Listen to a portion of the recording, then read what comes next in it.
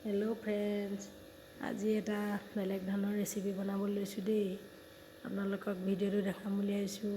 আলু বইল আৰু ডিম বইল কৰি ফ্ৰাই কৰি লৈ আলু ফ্ৰাই আৰু ডিম ফ্ৰাই বেলেগ বেলেগকৈ কৰিলোঁ। ডিমকেইটা ফালি পানি কৰিলোঁ।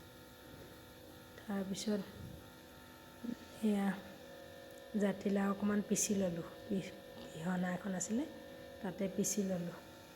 তাৰপিছত আলু আৰু ডিম ফ্ৰাই আছে। এতিয়া খুন্দনা এটাত পিঁয়াজ আৰু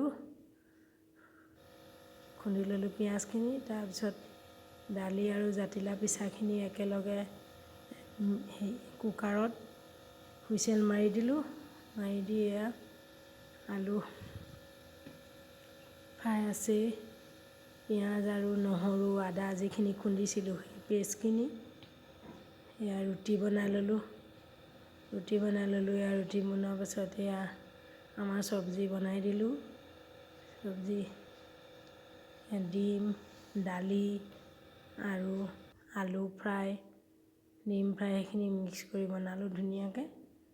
তাৰপিছত ৰুটি বনালোঁ। এয়া আমাৰ নাইট ডিউটিত আহি একেলগে আমি নাইটৰ ষ্টাফৰ লগত ধুনীয়াকৈ খালোঁ। ফ্ৰেঞ্চবিন অকণ ভাজি আনিছিলোঁ আৰু ভাত আনিলোঁ, ৰুটি আৰু লগৰকেইজনী ভাত আনি